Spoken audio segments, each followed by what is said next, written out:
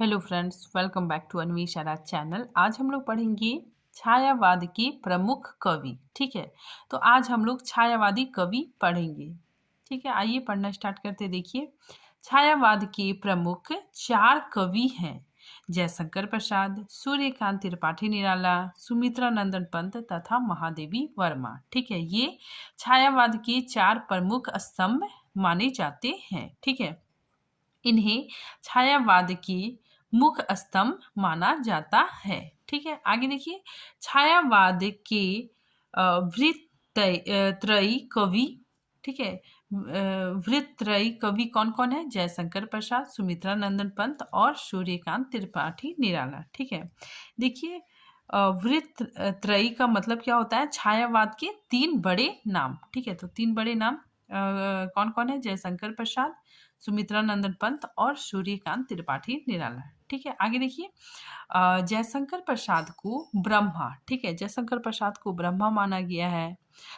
सुमित्रा नंदन पंत को विष्णु माना गया है। ठीक है, और सूर्यकांत त्रिपाठी निराला को महेश की संज्ञा दी गई है। ठीक है, आगे देखिए, छायावाद की लघुत्रयी। ठीक है, लघुत्रयी में कौन कौन है? देखिए, महादेवी वर्मा, राम कुमार वर्मा। ठीक है, और भगवती चरण वर्मा आते हैं। ठीक है, अब देखिए हम लोग छायावाद के जो चार प्रमुख स्तंभ है। ठीक है, जयशंकर प्रसाद, सूर्यकांत त्रिपाठी निराला, सुमित्रा नंदन पंत और महादेवी वर्मा। ठीक है, इन चारों की रचनाएं, ठीक है, इनकी कृतियों के बारे में पूरे विस्तार से पढ़ेंगे। ठीक है, तो सबसे पहले हम लोग देखते हैं जयशंकर प्रसाद। ठीक है, सबसे पहले इसका संक्षिप्त जीवन परिचय देखते हैं। इनका जन्म 1889 ईस्वी में हुआ। ठीक है, और इनका उपनाम कलाधर था। ठीक है, ये मतलब कलाधर नाम से भी रचनाएं रचते थे। ठीक है, देखिए, बाल्यकाल मतलब बचपन का नाम क्या था इनका? झारखंडी। ठीक है, और इनकी मृत्यु 15 नवंबर 1937 ईस्वी में हुई। अब देखिए, जयशंकर प्रसाद की महत्वपूर्ण काव्य कृतियां निम्नलिखित हैं। ठीक है, तो देखिए, जयशंकर प्रसाद की काव्य कृतियों को देखते हैं। ठीक है, तो नंबर 1 में उर्वशी। ठीक है, इनकी रचना उर्वशी है, जो 1909 ईस्वी में प्रकाशित हुई। ठीक है, तो यहाँ पे ध्यान दीजिएगा आप लोग, जो ये उर्वशी रचना है ये रामधारी सिंह दिनकर ने भी लिखा है। ठीक है, तो एग्जाम में पूछा जाता है। ठीक है, तो अगर उर्वशी है तो या तो जयशंकर प्रसाद ऑप्शन में होगा या फिर रामधारी सिंह दिनकर। ठीक है, तो याद रखिएगा आप लोग कि ये उर्वशी रचना जयशंकर प्रसाद जी ने भी लिखा है और रामधारी सिंह दिनकर ने भी लिखा है। ठीक है, आगे देखिए, वन मिलन। ठीक है, प्रेम राज्य, अयोध्या का उद्धार। ठीक है, शोको उच्छ्वास, फिर वफ्रु वाहन। ठीक है, फिर कनन कुसुम। ठीक है, ये जो हाईलाइट किया हुआ है ये काफी इंपॉर्टेंट है। ठीक है, तो इसको याद रखिएगा आप लोग। कनन कुसुम 1913 ईस्वी में प्रकाशित हुई। ठीक है, और साथ ही ये खड़ी बोली का प्रथम काव्य संग्रह है। ठीक है, तो ये कनन कुसुम खड़ी बोली का प्रथम काव्य संग्रह है। ठीक है, आगे देखिए, प्रेम पथिक। ठीक है, ये भी काफी इंपॉर्टेंट है। महाराणा का महत्व, चित्राधार। ठीक है, झरना, आंसू, ये सब तो बहुत ज्यादा इंपॉर्टेंट है। ठीक है, तो ये सारी रचनाएं जयशंकर प्रसाद की है। ठीक है, झरना, आंसू, लहर, कामायनी ये महाकाव्य है। ठीक है, और ये 1935 ईस्वी में प्रकाशित हुई। ठीक है, अब देखिए महत्वपूर्ण बिंदु। ठीक है, देखिए, जयशंकर प्रसाद की प्रथम छायावादी कविता प्रथम प्रभात। ठीक है, इनकी प्रथम छायावादी कविता कौन सी है? प्रथम प्रभात। ठीक है, सन 1918 ईस्वी में प्रकाशित हुई। ठीक है, जो झरना में संकलित है। ठीक है, तो झरना क्या है? ये काव्य संग्रह है। ठीक है, तो ये झरना काव्य संग्रह में ही संकलित है। आगे देखिए, जयशंकर प्रसाद की प्रथम पुस्तकाकार रचना उर्वशी है। ठीक है, या चंपू काव्य है। ठीक है, ये जो रचना है उर्वशी जयशंकर प्रसाद द्वारा रचित। ठीक है, ये क्या है? एक चंपू काव्य है। ठीक है, चंपू काव्य मतलब इसमें गद और पद दोनों होगा। ठीक है, ऐसी काव्य रचना जो गद और पद दोनों में हो, ठीक है, उसी को चंपू काव्य कहते हैं।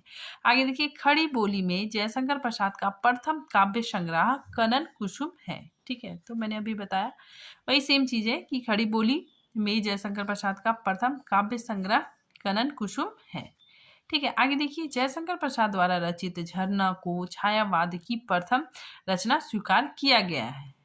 इसको छायावाद की प्रथम प्रयोगशाला भी कहा गया है, ठीक है। तो काफी इंपॉर्टेंट है इस झरना को, ठीक है, ये छायावाद की प्रथम रचना है, ठीक है, और साथ ही यह छायावाद की प्रथम प्रयोगशाला भी है, ठीक है। फिर आगे देखिए, जयशंकर प्रसाद कृत चित्राधार में इसकी ब्रज में रचित कविताएं संकलित है, ठीक है। तो जो चित्राधार है, ठीक है, इसमें क्या है कि इनकी ब्रज में रचित कविताएं संकलित है, ठीक है। आगे देखिए, प्रसाद कृत प्रेम पथिक प्रथमता ब्रज भाषा में सन 1909 ईस्वी में लिखा गया, ठीक है, जिसका इन्होंने खड़ी बोली में अनुवाद 1914 ईस्वी में किया, ठीक है। तो इनकी जो रचना है प्रेम पथिक, ये ब्रज भाषा में 1909 ईस्वी में लिखा गया, ठीक है। लेकिन ठीक है, कुछ दिनों मतलब बाद में इन्होंने क्या किया, इसको खड़ी बोली में अनुवाद किया, ठीक है। सन 1914 ईस्वी में इसको खड़ी बोली में अनुवाद किया, ठीक है। आगे देखिए, जयशंकर प्रसाद कृत आंसू, ठीक है, 133 छंदों का विरह, विरह मतलब वेदना पीड़ा, ठीक है। तो 133 छंदों का विरह प्रधान स्मृति काव्य है, ठीक है। इसे हिंदी का मेघदूत भी कहा जाता है, ठीक है। तो इसे हिंदी का मेघदूत भी कहा जाता है। आगे देखिए, जयशंकर प्रसाद की प्रथम कविता सावन पंचक सन 1906 ईस्वी में भारतेंदु पत्रिका में कलाधर, ठीक है, कलाधर क्या है, जयशंकर प्रसाद का उपनाम है, ठीक है। तो कलाधर उपनाम से प्रकाशित हुई, ठीक है। आगे देखिए, जयशंकर प्रसाद को प्रेम, ठीक है, जयशंकर प्रसाद को प्रेम और सौंदर्य का कवि भी कहा जाता है। आगे देखिए, झरना, आंसू, लहर, कामायनी जयशंकर प्रसाद की छायावादी रचना है, ठीक है, ये याद रखिएगा आप लोग। फिर आगे देखिए, जयशंकर प्रसाद ब्रज भाषा में कलाधर, ठीक है, कलाधर उपनाम से कविताएं करते थे। इनकी ब्रज भाषा की कविताएं, ठीक है, इनकी जो ब्रज भाषा है, ठीक है, इनकी कविताएं चित्राधार में संकलित है, ठीक है। फिर आगे देखिए, प्रसाद ने हंस और इंदु नामक पत्रिका का प्रकाशन भी करवाया, ठीक है। अब देखिए, हम लोग कामायनी महाकाव्य के बारे में थोड़ा पढ़ते हैं। देखिए, कामायनी प्रसाद जी की सर्वश्रेष्ठ कृति मानी जाती है, ठीक है, जिसे विश्व साहित्य में प्रमुख स्थान प्राप्त है।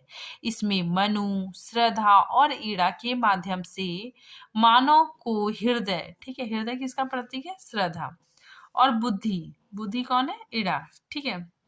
तो मानव की हृदय और बुद्धि के समान समन्वय का संदेश दिया गया है, ठीक है। और कामायनी में 15 सर्ग है, ठीक है। तो कामायनी में 15 सर्ग है।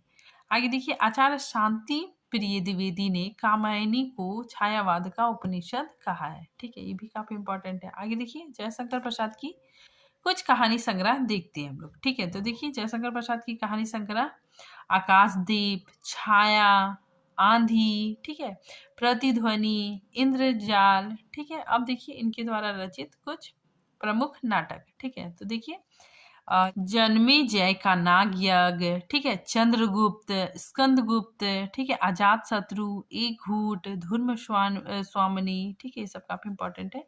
ये पूछा जाता है धूर्म स्वामिनी किसकी रचना है, तो जयशंकर प्रसाद का नाटक है, ठीक है। फिर सज्जन, कामना, ठीक है, प्राश्चित।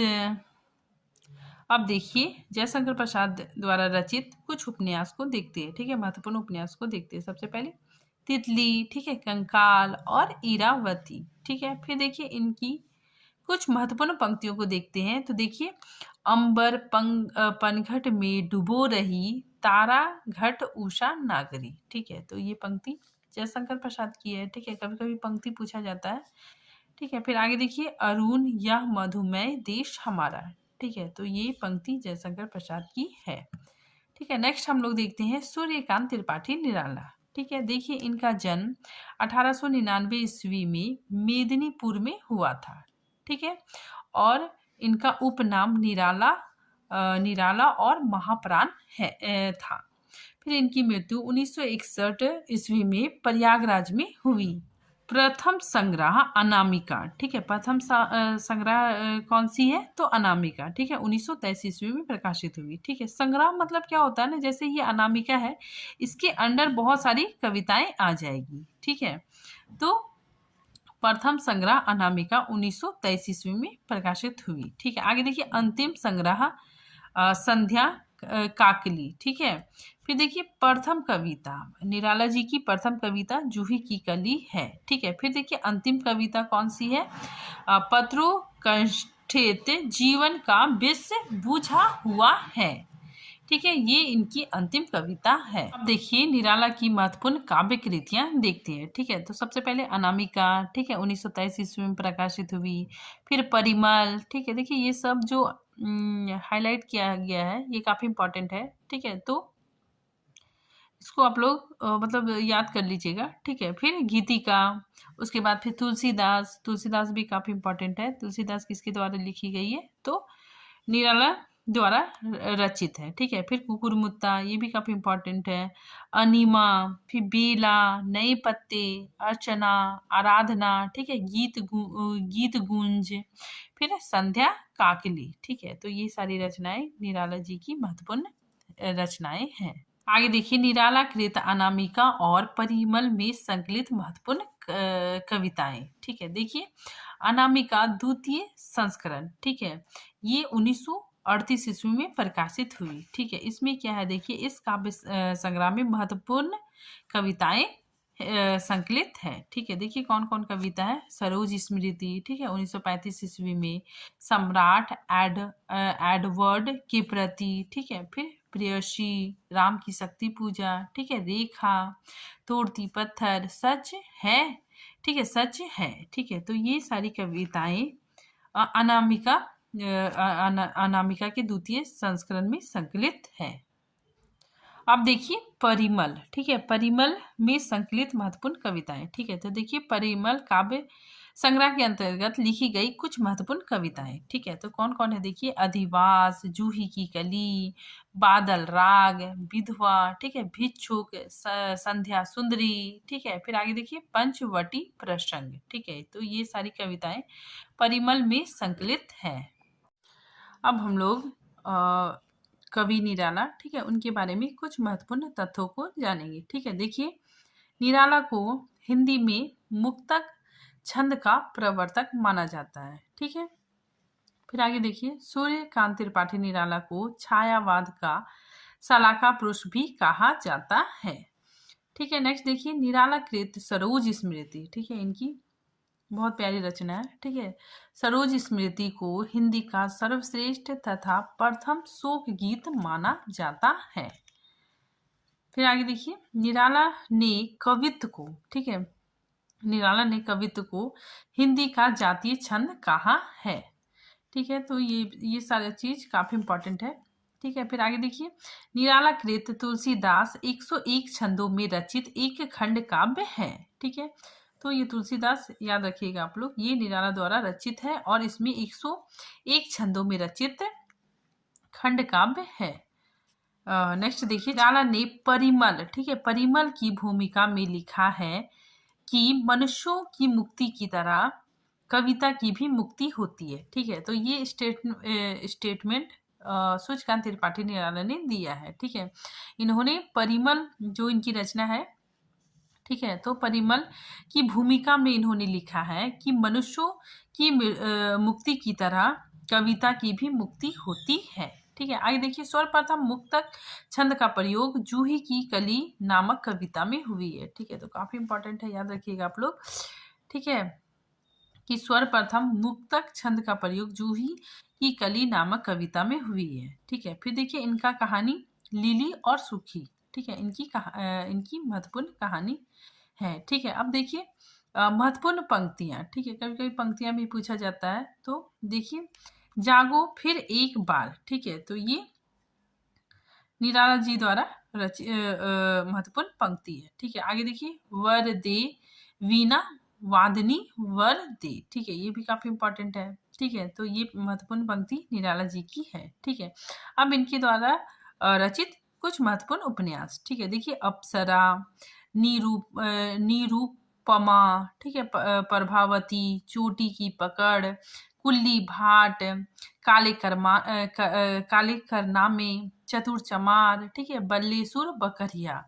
ठीक है, ये सब उपन्यास निराला द्वारा रचित है। ठीक है, आगे देखिए सुमित्रा नंदन पंत। ठीक है, देखिए इनका जन्म 1900 ईस्वी में हुआ। ठीक है, फिर इनका जन्म स्थान कौसानी। ठीक है, कौसानी इनका जन्म स्थान है। ठीक है, फिर देखिए इनके बचपन का नाम गुसाई दत्त था और इनकी मृत्यु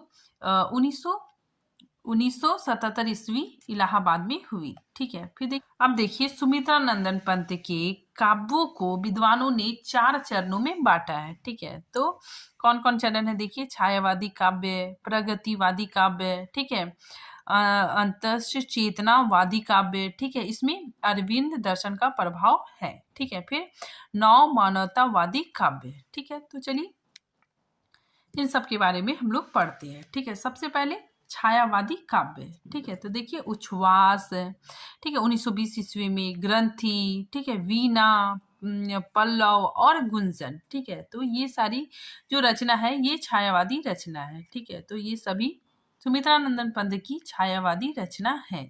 ठीक है, आगे देखिए पंत जी को प्रकृति के सुकुमार कवि भी कहा जाता है। आगे देखिए पंत जी की प्रथम रचना या फिर प्रथम कविता कौन सा है, देखिए गिरजे का घंटा। ठीक है, 1916 ईस्वी में प्रकाशित हुआ। ठीक है, फिर आगे देखिए उनका पहला काव्य संग्रह वीणा, ठीक है, 1927 ईस्वी में प्रकाशित हुआ। ठीक है, फिर युगांत की रचना वर्ष 1936 ईस्वी में हुई तथा इसी के साथ पंत जी के काव्य विकास का एक काल खंड समाप्त हो गया। ठीक है, तो इसमें यही बताया जा रहा है कि युगांत जो रचना है, ठीक है, इसके बाद छायावादी रचना की समाप्ति हो जाती है। ठीक है, इसलिए युगांत की रचना वर्ष 1936, ठीक है, 1936 में हुई और तथा इसी के साथ पंत जी के काव्य विकास का एक कालखंड समाप्त हो जाता है।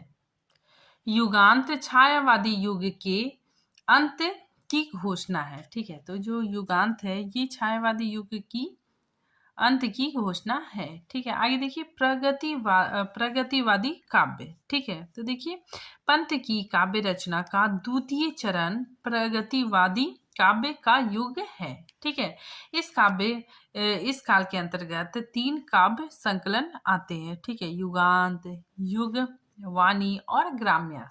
ठीक है, तो ये सभी प्रगतिवादी रचना है। ठीक है, अब आपके मन में आएगा कि प्रगतिवादी क्या होता है, कि शोषितों के प्रति सहानुभूति इसमें देखने को मिलती है। ठीक है, मतलब इन रचनाओं में जो साहूकार वर्ग है, ठीक है, और जो शोषित वर्ग है, तो शोषितों के प्रति सहानुभूति देखने को मिलती है और ये सभी रचनाएं प्रगतिवादी रचना है। ठीक है, आगे देखिए अंतःश चेतनावादी काव्य। ठीक है, इसमें क्या है कि अरविंद दर्शन का प्रभाव देखने को मिलता है। ठीक है, देखिए स्वर्ण किरण, ठीक है, 1947 ईस्वी में ये प्रकाशित हुआ। ठीक है, स्वर्ण धूलि, ठीक है, फिर युगपद। ठीक है, तो ये इन रचनाओं में क्या है कि अरविंद दर्शन देखने को मिलता है। ठीक है, अरविंद दर्शन मतलब क्या होगा कि इसमें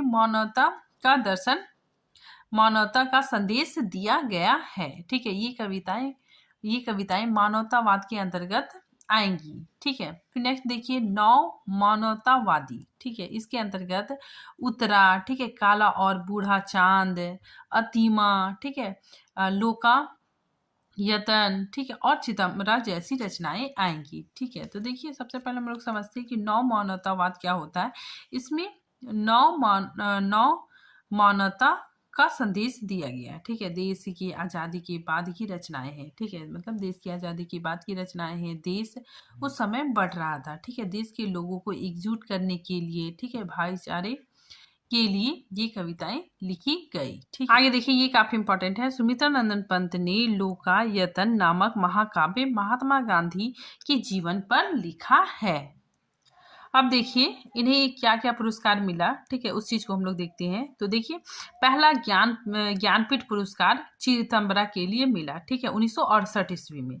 फिर साहित्य अकादमी पुरस्कार कला और बूढ़ा चांद, ठीक है, इस रचना पर इन्हें मिला, ठीक है, 1960 ईस्वी में। फिर देखिए सोवियत लैंड नेहरू पुरस्कार, ठीक है, तो सोवियत लैंड नेहरू पुरस्कार इन्हें लोकायतन महाकाव्य पर मिला, ठीक है। फिर देखिए इन्हें पद्म भूषण पुरस्कार भी मिला 1961 ईस्वी में, ठीक है। फिर आगे देखिए सुमित्रा नंदन पंत मूल रूप से अरविंद दर्शन, ठीक है, अरविंद दर्शन से प्रभावित थे, ठीक है, और इनकी रचनाओं में भी अरविंद दर्शन देखने को मिलता है, ठीक है। आगे देखिए सुमित्रा नंदन पंत की प्रथम छायावादी रचना उच्छ्वास है, और अंतिम छायावादी रचना, ठीक है, अंतिम छायावादी रचना गुंजन है, ठीक है। फिर आगे देखिए सुमित्रा नंदन कृत पल्लव की भूमिका को छायावाद का घोषणा पत्र मैनिफेस्टो कहा जाता है, ठीक है। फिर देखिए इनका जो नाटक है ज्योत्सना, ठीक है, तो इनके द्वारा रचित प्रमुख नाटक ज्योत्सना है, ठीक है। अब हम लोग देखते हैं महादेवी वर्मा, ठीक है, महादेवी वर्मा के बारे में पढ़ते हैं। महादेवी वर्मा का जन्म 26 मार्च 1907 ईस्वी में हुई। इनका जन्म फर्रुखाबाद, ठीक है, फर्रुखाबाद उत्तर प्रदेश में हुआ। इनके पिता गोविंद प्रसाद, इनका उपनाम, ठीक है, इन्हें आधुनिक युग की मीरा भी कहा जाता है, ठीक है, तो इन्हें आधुनिक युग की मीरा भी कहा जाता है। फिर आगे देखिए महादेवी वर्मा को हिंदी के विशाल मंदिर की वीणा पानी कहा जाता है, ठीक है, वीणा पानी मतलब सरस्वती। तो महादेवी वर्मा को हिंदी के विशाल मंदिर की वीणा पानी कहा जाता है। अब इनकी काव्य कृतियां देखते हैं, ठीक है, तो इनके द्वारा रचित प्रमुख काव्य कृतियां कौन कौन है देखिए निहार, रश्मि, नीरजा, ठीक है, सांध्य गीत, यामा, दीपशिखा और सप्तपर्णा, ठीक है। फिर आगे देखिए महादेवी वर्मा को यामा, ठीक है, याद रखिएगा आप लोग, यामा के लिए ज्ञानपीठ पुरस्कार मिला, ठीक है। फिर आगे देखिए महादेवी वर्मा कृत यामा में, ठीक है, उनके निहार, रश्मि, नीरजा, ठीक है, और सांध्य गीत का संकलन किया गया है, ठीक है। फिर आगे देखिए महादेवी वर्मा कृत सप्तपर्णा में ऋग्वेद के मंत्रों का हिंदी काव्य अनुवाद संकलित है, ठीक है। तो इसमें बताया जा रहा है कि जो सप्तपर्णा इनकी जो रचना है इसमें ऋग्वेद के मंत्रों के काव्य के रूप में इन्होंने ढाला है, ठीक है, अपनी शैली में